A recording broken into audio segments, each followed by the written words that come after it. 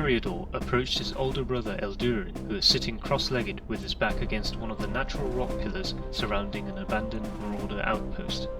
The Elven brothers and their few followers had raided the area, slaying the previous occupants, and they had been using the place as their hideout, for they were on the run. The Dominion of Baal had sent forth its elite warbands to terminate Eldurin, to put a stop to his acts of sabotage against the alliance of mankind. Eriador kneeled in front of his brother ceremoniously. "Rise, brother," commanded Eldurin. "What news?" "The rumors are true, it seems. Captain Zajac Travis of the Brotherhood of Blood have been sighted as he arrived on this planet not long after dawn. Our enemy have sent a Gravemaster and his best troops to hunt us down. It won't be long until they track this location," Eriador replied. His brother stood up calmly, and as if it had appeared out of nowhere, had his ornate elven battle staff in his hand.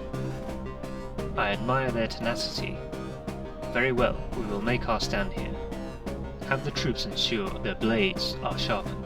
The Prime brothers may pride themselves in their suits of armor, but we shall cut through them like a Damascus blade would through tofu." This is a battle report of a game of OnePageRules Grimdark Future, version 3.3.1. We play using the basic rules, with 2000 point lists adhering to force organization. I play the High Elf fleets, while my opponent plays Blood Prime Brothers.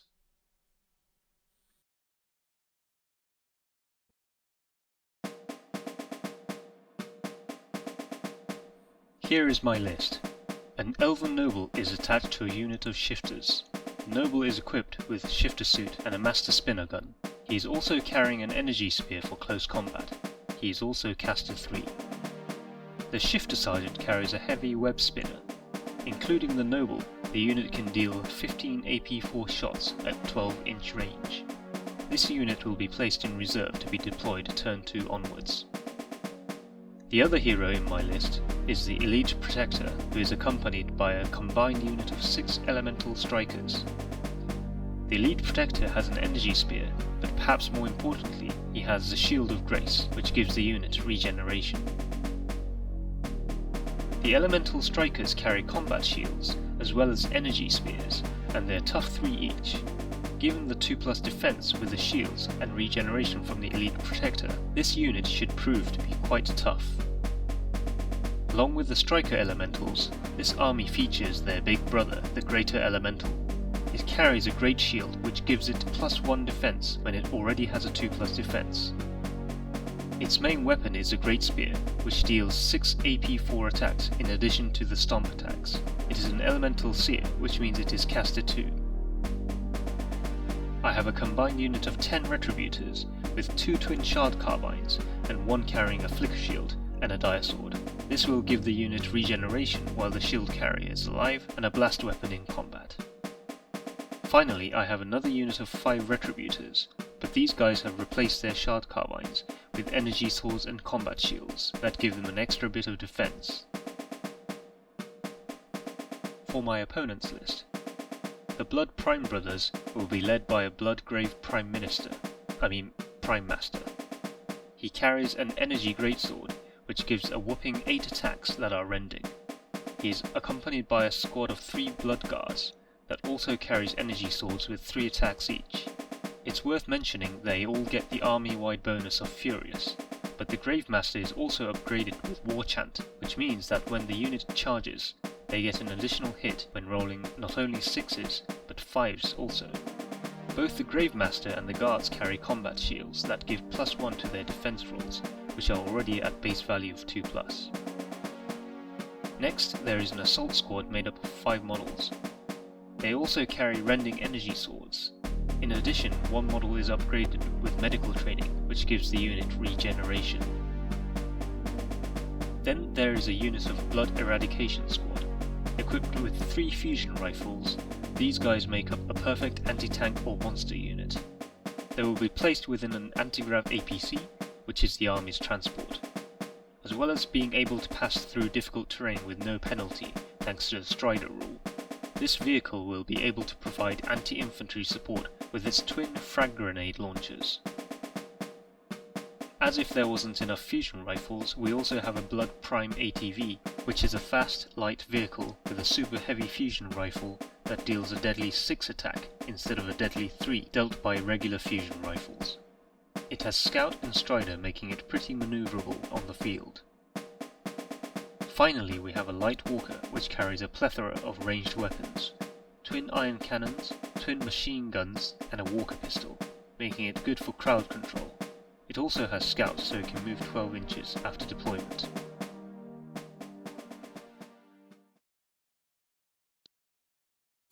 Having rolled a 3 on a d3, the number of objectives to place is 5. After a roll-off, the players alternate in placing the objectives. Then we roll off for choosing the board edge and initiative. The High Elves win the roll-off, so they will deploy first and get the initiative. The only unit in ambush is the Elven Noble attached to the Shifters, and they are placed in reserve. The Blood Eradication Squad is placed within the anti-grav transport. Then the Prime Brothers declare the Light Walker and the ATV to deploy as scouts.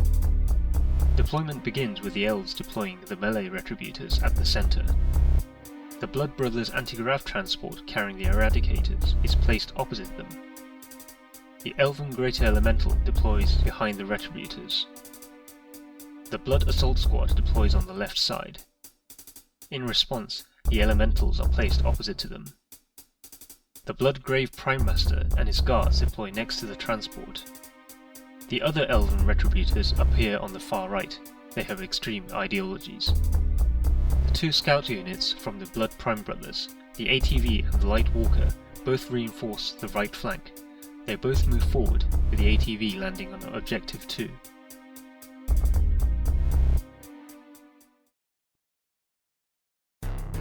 The main squad of Retributors on the right hurries into cover in the nearby shrubs. They then shoot at the Light Walker with 22 shots from their shard carbines, including the 2 twin shard carbines. With their rending weaponry, they hit 6 times with AP4 and 12 times with no AP, and a total of 6 wounds were dealt against the Walker, leaving it with 3 wounds remaining. It takes a morale test, having lost more than half of its wound, and passes it. The Walker moves forward onto Objective 5 and shoots back at the Retributors. 4 AP1 shots from the machine guns and 6 AP2 shots from the iron cannons and the Walker pistol hit.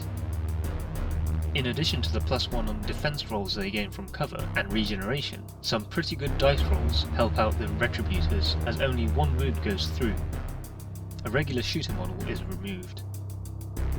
The other Retributor squad, with its energy sword and shields, charge at the Light Walker. It manages to deal another wound on the Walker. The Walker in return stomps one of its assailants to the ground. As the Walker has Fear 2, it wins the combat 3-1. The Retributors fail their morale tests and are shaken. Not quite the desired outcome for the Elves. The Blood Brothers ATV revs its engine as it darts forward. It shoots with its twin heavy rifle and the super heavy fusion gun at the towering elven construct that is the Greater Elemental. All shots hit. While the bullets from the heavy rifles were deflected, the devastating fusion beam scorches the Elemental's body right through its shield, dealing 6 wounds. It now drops down to half its original strength and is forced to take a morale test. Luckily, it passes. The Greater Elemental charges at the ATV. The Stomp attack deals 4 wounds, and with 6 more AP4 attacks with its energy spear, it looked like the ATV was about to be skewered. However, only 2 of the attacks hit, and the ATV saves 1 wound, leaving the ATV with a single wound remaining. It also passes its morale test. On the other side of the battlefield, the Blood Assault Squad moves forward onto Objective 4. The Elven Protector guides its elementals forward, but they move slowly over difficult terrain. The Gravemaster of the Blood Brothers lead his guards forward, staying out of charge range of the elementals. With no more Elven units to activate, the transport of the Blood Prime Brothers moves forward. The Eradication Squad inside it immediately disembarks next to the heavily damaged ATV. The Eradicators train their fusion rifles at the Greater Elemental in the hope to finish it off. Out of 3 shots, 2 of them hit, and the Greater Elemental manages to defend 1 of them, which is what it needed to stay active, if not alive. With 3 wounds remaining, the Greater Elemental takes a morale test and passes it. At the end of turn 1, the Blood Prime brothers claim objectives 2, 4 and 5, while the High Elves gain control of objective 3. The High Elf noble leads his shifters into the battlefield from reserve. They materialize behind cover of rocks, but they immediately teleport across into position between the Gravemaster and the assault squad. The noble attempts to cast Destroyer against the assault squad with 3 spell tokens, but with a dice roll of 2 the casting fails. He then casts Soul Seeker again at the assault squad with the remaining 3 tokens. The casting succeeds this time, and the spell attack takes out one of the Prime brothers as he is blasted away by a bolt of psychic energy. The noble and the shifters proceed to shoot, splitting fire. The noble targets the assault squad with the master spinner gun, while the shifters shoot at the Gravemaster and his bodyguards. The noble manages to kill another assault brother, and the shifters deal 5 wounds on the Gravemaster's bodyguards. 1 guard goes down, and another is left with just 1 wound remaining. The ATV backs up, taking position to target both the Shaken Retributors and the Greater Elemental. The twin heavy rifles take out another Retributor, but the super heavy fusion rifle misses the Greater Elemental. Fully aware that it is granted little time, the Greater Elemental charges at the Eradication squad. It deals a total of 4 wounds, which means 1 model is taken out, and another model takes a single wound. Meanwhile, the Light Walker shoots at the 2 Retributor squads. The twin machine guns kill 3 more Retributors from the Shaken unit, leaving just a single model remaining. The twin iron cannon and the Walker pistols fire 8 AP2 shots at the Retributors hiding cover. Again, the cover and the flicker shield provide decent protection, and only 2 models are taken out. This includes the model with the flicker shield, so no more regeneration for the squad.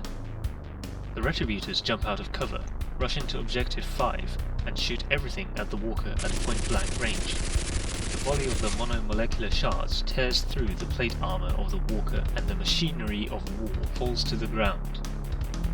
On the other side of the battlefield, the assault squad charges at the Elven Noble and his bodyguards.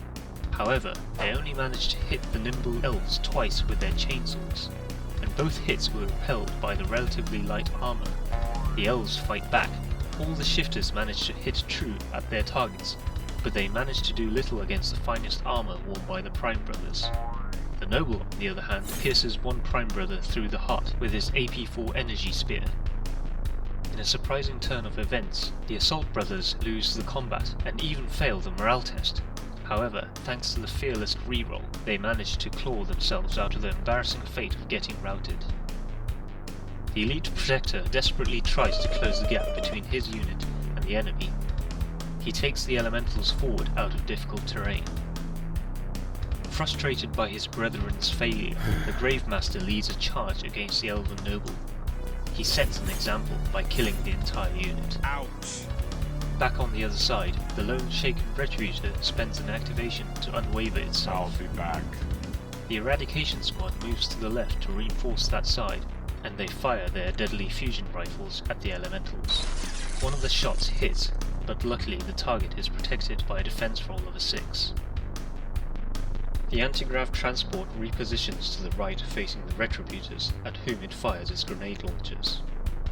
The Retributors take 1 blast hit and lose 2 more models. The unit is finally down to half strength. They take a morale test and pass it.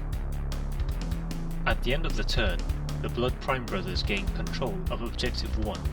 Objective 5 is captured by the High Elves.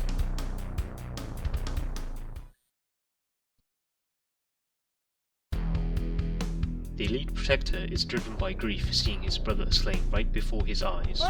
He leads a charge against the hero of the Blood Prime brothers. The combined energy spears dish out 20 AP4 attacks, hitting 14 times. The Prime brothers somehow manage to save most of them, and only 5 wounds go through. What? Even with the Great Shields, that's 9 5+ saves out of 14. Even so, the remaining guards fall, and a single wound is inflicted on the Gravemaster, who then fights back. The attack doesn't go as successfully as the defense, and out of 8 AP1 attacks, 4 hit, and only a single wound is inflicted on the Elemental. Having lost the combat, the Gravemaster takes a morale test and passes it. The ATV backs up even more, taking a shot at the greater elemental and finishes it off. The elven machination of war crumbles as the fusion beam melts it away. The ATV trains its heavy rifles at the last melee Retributor. It shoots him down, and the Retributor does fall. Because he's not titanium. I'd say he was aluminium at best. The remaining Retributor squad move into position to fire their shard carbines at the Eradication squad. The 14 shots cause 3 wounds, leaving one Eradicator with 1 wound remaining. He holds firm as he passes his morale test. The Blood Prime Brothers APC swoops over the shrubbery to getting close to the Retributors.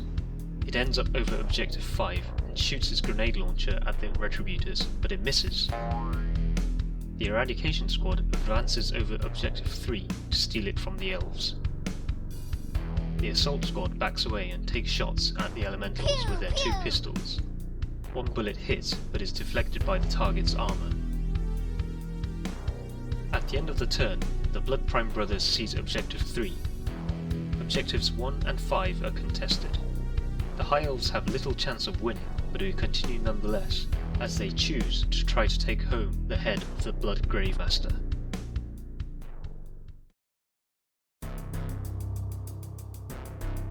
The Elite Protector once again orders his elementals to kill the champion of the Blood Brothers. They surround the Gravemaster and finally butcher him. The Elven Noble is avenged. The Blood Prime ATV shoots at the remaining Retributors. The heavy rifles miss, but the super heavy fusion gun vaporizes one elf, leaving no trace of him after the smoke cleared. Now down to 4 models, the Retributors take a morale test and pass it. They then take aim at the heavily wounded Eradicator and finishes him off with a hail of shard rounds, a little too late. The anti-grav transport once again shoots at the Retributors, hitting twice with its blast weapon. As a result, 3 Retributors are blown apart, and finally, the last Retributor fails his morale test. The Assault squad just holds position, and the game ends. At the end of everything, the High Elves gain control of Objective 1 and lose Objective 5 to the Blood Prime Brothers, who win 4-1. Well, what can I say? Things didn't go according to my plan. Or maybe I didn't have a good plan to start with. I made so many mistakes and didn't make enough out of my units. Firstly, the melee Retributors got shaken on turn 1. I admit, I was quite aware at the time that it was a bad idea, if not a gamble, to charge at the Walker, and they should have just gone for objectives and draw enemy fire from other units. Second, the Greater Elemental got a continuous salvo of fusion fire. Maybe there wasn't much I could have done to save it from that, but I totally forgot it had caster 2. On the second turn, I could have tried casting Blessing on itself so that it would hit on 2+ when it charged in Eradicators. I've been disappointed so many times with 3+ rolls failing. Alternatively, I could have cast Soulseeker at the ATV, which would have had a decent chance of removing its last wound, which I think I also forgot that the ATV was on just 1 wound after turn 1. Thirdly, the Noble and the Shifters that ambushed on turn 2. I think I chose the wrong targets. With the Lightwalker and the ATB down in hit points, I could have targeted those units, and it could have saved the Greater Elemental. Finally, the Lesser Elementals. Although they managed to grant me dignity in defeat by slaying the enemy champion, they were slowed down at the start of the game by difficult terrain, not getting into melee until turn 3. As with my last battle report, I don't think I was paying enough attention to the terrain, and ended up having the side with difficult terrain in the deployment zone. I even had the choice to switch board edge. Anyway, it was still a lot of fun, and I'm not bitter about the outcome. It's more important for me that I learn from my mistakes, and in this game, I made a bit too many.